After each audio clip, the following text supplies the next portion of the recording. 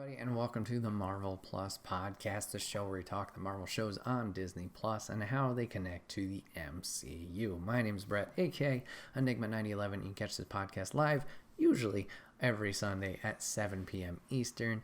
You can join in the chat if you're a subscriber over there. We'd love to have you in on the conversation, all the fun theory talk. But if you can't catch it live, it's a-okay. Just search on YouTube, Enigma 9011. You can find it over there, where it drops Mondays at 12 noon Eastern. Also, usually. You can give it a watch, give it a listen over there, and we appreciate you for it. Today, we're continuing our Daredevil talk and conversation as we move on to episode 7, simply named Stick. Now, interesting continuation of the show as we're moving forward past what episode 6 left us off at quite the pickle for our friend Daredevil. As everything's blowing up, Russians are dealt with. Vlad's out here sacrificing himself for us, Daredevil. And Daredevil's being blamed for shooting cops now. Swell. So yeah, bit of a situation Mr. Daredevil is in right now. And we're going to continue forward with this story as we introduce a new character to the ensemble, as well as get a little bit more history on our friend Matt. So let's dive on into it, shall we?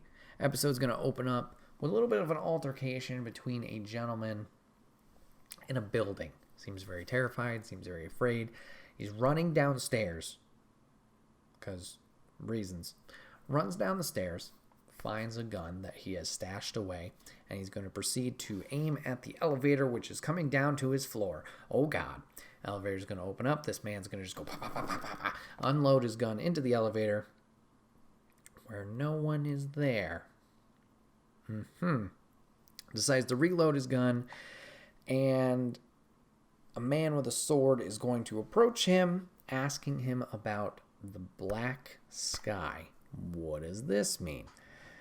Man's not able to reload his gun fully, attempts to make an attack, will get his hand chopped off, lovely, by this gentleman, and he will claim that this black sky is in New York City. Bladed Man is not too happy with this information, or is just finished with the man, kills him, walks away, and it is revealed that the gentleman with the sword is an older gentleman who is blind. Okay, credits. Opening credits. Bam, bam, bam. So now we're back, current day, New York City. We're in Hell's Kitchen. And we are now dealing with the aftermath of the whole situation, the Russian bombings, and the cop killing, shooting, whatever. It's all across the newspaper, the devil of Hell's Kitchen, And Foggy's not happy with the whole situation. Claims he wants to punch this asshole for what he's doing and the chaos that he's causing. Claims he's a nut job. And Happy Foggy himself is still recovering from his injury from the explosion that he had suffered. So Matt's going to enter in.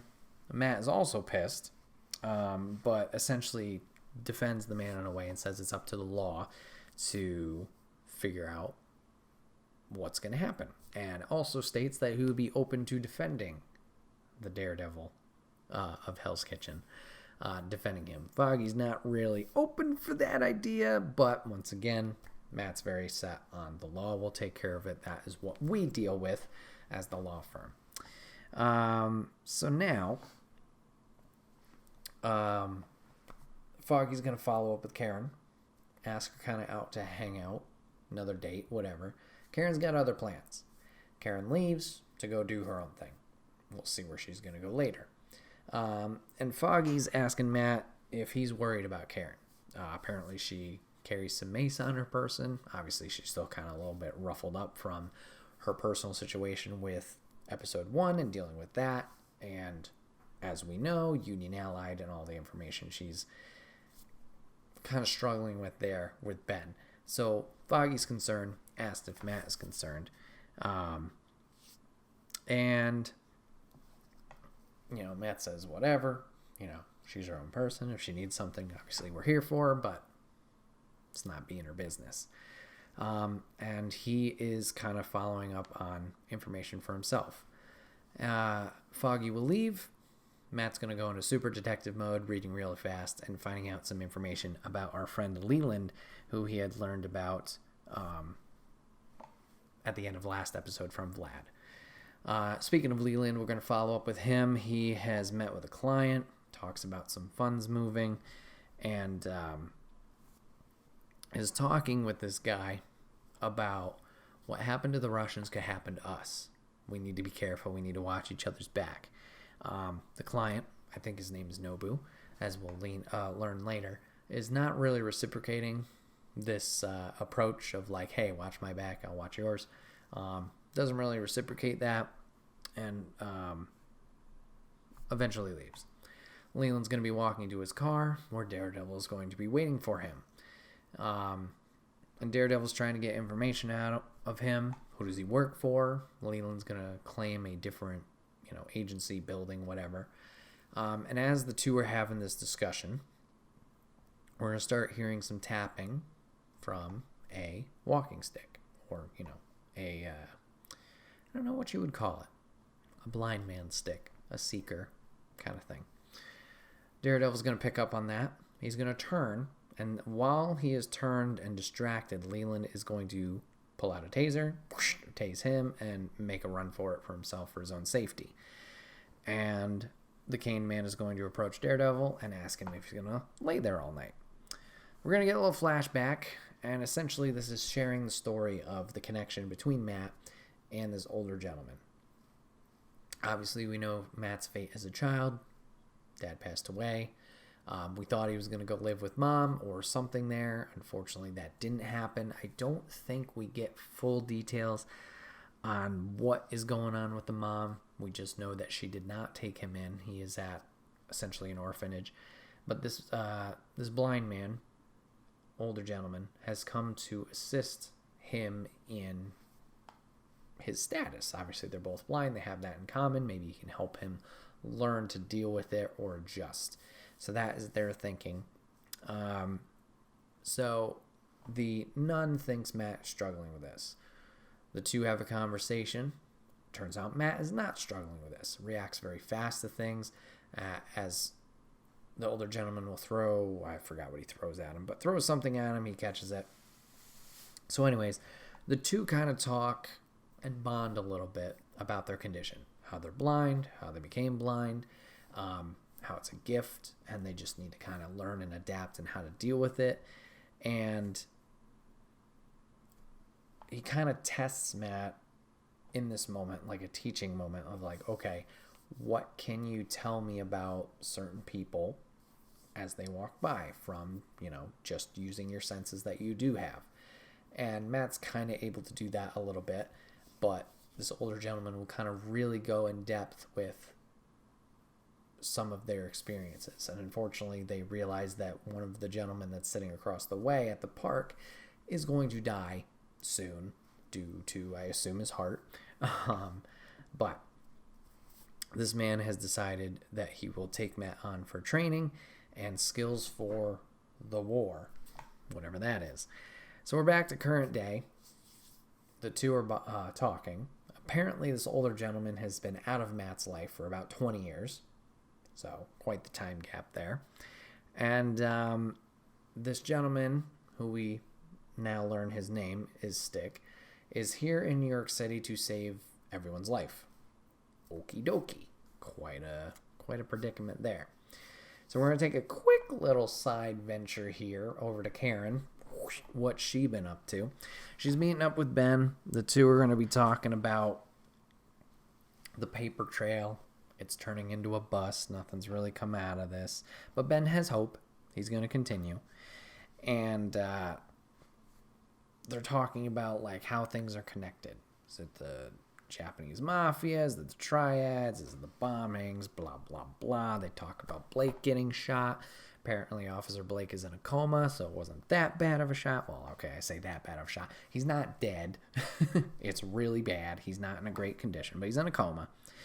And once again, Ben is going to kind of try and not talk Karen out of it, but just kind of reestablish that he doesn't want to doesn't want the weight of the responsibility of anything happens to her. He knows the dangers of it. He doesn't want anything to happen to Karen, for her to get hurt, etc. She says, don't worry about it, and she pieces out. All right, cool. Back to Matt. So they're in Matt's apartment, Stick and him.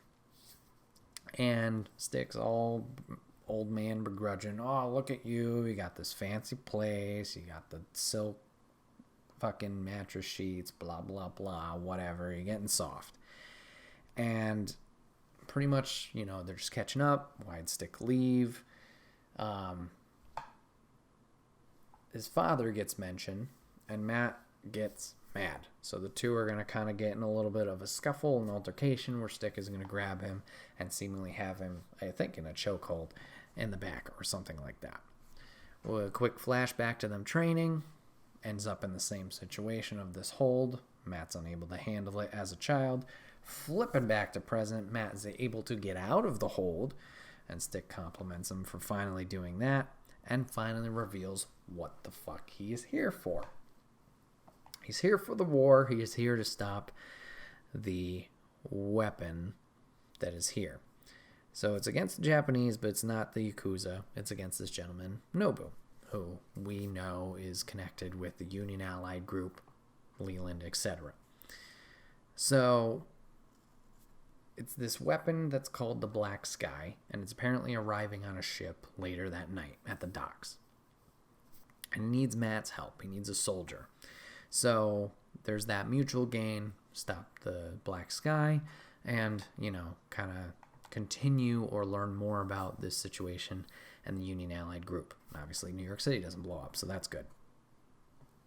Then they talk about Matt's creed, not killing people. Obviously, Matt's very against this. And Stick pretty much asks, when is it going to be the time for you to do that? Fisk is never going to fear you if he doesn't think that his life is pretty much at risk. So they talk about that. They're going to go through with the plan, and Matt has Stick swear that he's going to kill nobody. Great. Flip it over to our other characters. We're going to follow up with Karen and Mrs. Cardenas. The two are pretty much just going to talk. It's a quick follow-up. Is there any information you can give me about the situation? Yada, yada, yada. Mrs. Cardenas is going to talk about some people that came to kind of look at the apartment. Some repairmen. One was a bald gentleman. One was another one with an arm tattoo leading into his neck. So not a whole lot gained there. Karen will eventually leave, and she gets attacked by these two gentlemen who happen to be working for Union Allied. And thank God, but Foggy is there to help out. As Karen's reaching for mace, she's unable to reach it. Foggy goes, blah, softball bat right to one of their heads. The two handle the situation fine and get the fuck out of there. All right, back to the important stuff. We're back to Matt and Stick. They're at the docks. They're surveying the situation that's going down. The delivery. So Nobu's there. He's waiting for the container to be lowered onto the ground. And in this moment, while they're prepping, Stick is going to hand Matt a pair of Eskrima sticks. Hey! So now Daredevil has a signature weapon from his comic book history. Fantastic. Awesome. Glad to see. So Matt is going to go take care of some guys stealthily, kind of get a heads up on the situation or a head start, while Stick is going to remain there and assemble essentially what seems to be a gun. But it's not a gun, it's a bow and arrow. Excuse me. Get his bow and arrow ready. So Matt's going to take out some men, and the container is going to finally reach the ground. It's going to be opened up and is going to reveal that the weapon is in fact a scared child. It's a boy. And Stick is going to take a shot at the boy, attempting to kill him. Matt is going to pick up on this and is able to deflect the arrow out of the way, but unfortunately now has let everyone know that he is there and there's danger. So Nobu is able to escape along with taking the child. and making a run for it. Matt is going to get in an altercation with a few guards that stay there and able to handle that with no problem. And Stick seemingly is gone. So, from there, we are going to get one more flashback to Matt and Stick training when Matt was a child. And Matt's doing fantastic, obviously a lot of progress. And the training session ends, and Matt decides to share a gift with Stick. It's a bracelet made from an ice cream wrapper from when they first met. Gives it to Stick, and Stick is not pissed, but essentially turns him down, turns him away, and is done with him. You're soft, you're building connection, you can't do this, it's over. And this is essentially the point that he leaves Matt high and dry, leaves his life. So we're going to reflash back to present day. Matt is returning to the apartment, and Stick is packing up, trying to leave. As he's doing this, Stick has claimed that he caught up to the getaway car and has killed the child, has killed the weapon, the Black Sky. And the two, obviously with their disagreements on how they're going to handle stuff, get into a fight. Pretty epic fight between these two. Stick was kind of whooping Matt's ass initially, and then Matt will take it into his own hand and gets kind of a second wind, attacks with the Eskrima stick, will smash Stick into the stairs after both of them taking a dive. And Matt pretty much tells him to fuck off. Get out of the city, leave. And Stick, all beaten up, says maybe there's hope for you yet. Tells him to keep the Eskrima sticks, and he will leave. So now, we're going to flip back over to Ben. Ben's at work, and he gets some visitors. It's Karen and Foggy. And essentially all this is Karen opening up to Foggy and Ben, and like them sharing what they've been working on. The whole evidence board, the hierarchy, stuff like that. And they all discuss that the Black Masked, the devil, is not working with the King of Diamonds, the Kingpin. They're against each other. So they all have this common understanding and trying to figure out what's going on here and figure out the whole shady deal of what's going on in the city. So that's essentially going to be it. We will get one final scene with Matt where he's going to recover the bracelet from the debris of him and Stick fighting. So obviously Stick had kept the bracelet for himself, so he has a connection as well to Matt. Then we're going to get the scene that's going to leave us with a lot of question marks. We're going to cut to a discussion between Stick and a gentleman at, like, not a tea kettle, but like a pot with, what's that called? This hand motion, like a fragrance, like, the smoke, not smoking stuff, the scents. I don't know. Incense. Maybe that's just the word for it. Sorry. And they're going to talk about the Black Sky weapon. It's no longer a threat. And the statement that's said is, will he be ready when the doors open? And Stick is going to reply with, I have no idea. And we'll cut to black. I don't know who this gentleman is. I'm curious to know if this is teasing the hand and the hand ninjas that we know from the Daredevil comic lore. Now I say we know.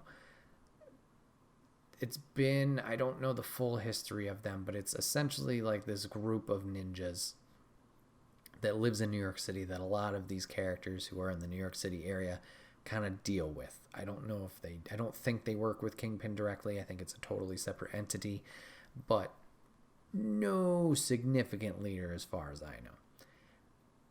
I don't know who this gentleman is, sitting cross-legged on the ground. We see he has a lot of scars on his back, so obviously he's been through some shit. But now there's a whole nother tie in question mark. Like, obviously we're dealing with Union Allied still. We got enough players over there. But now you're adding a whole nother player in here, and with Stick in tow. It's interesting. Unfortunately, we might not get a little bit of follow-up with it for a couple episodes, but maybe we'll get there at this season. But this has been episode 7 of Daredevil. I hope you guys are still enjoying the show. Remember, this show is going off of Netflix on February 28th, so if you want to watch season 2, 3, Jessica Jones, Luke Cage, whatever, now's your time to do it. I assume it's going to go to another streaming service, whether it's Hulu, whether it's Disney Plus. I just don't know when or if. So it could be in the hidden ethers of never showing up again, especially with how darker these shows are, as will lead into episode 8. Holy shit. But yeah, we'll have to see. So if you want to watch it, you have your time. If not, hopefully we can catch up with this down the road. But this has been another episode of the Marvel Plus podcast. My name is Bret, aka Enigma911. You can catch this podcast live over on twitch.tv/Enigma911 every Sunday at 7 p.m. Eastern. Join the conversation if you're a subscriber over there and talk all the fun theories with us. But if you can't catch it live, that's a-okay. It drops the very next day over on YouTube, usually on Mondays at 12 noon Eastern. Give it a watch, give it a listen, and let us know what you think of the show, and we can talk about it in the next episode. Appreciate you guys hanging out today, giving this a watch, giving it a listen, and I'll see you guys on to the next one. Take care.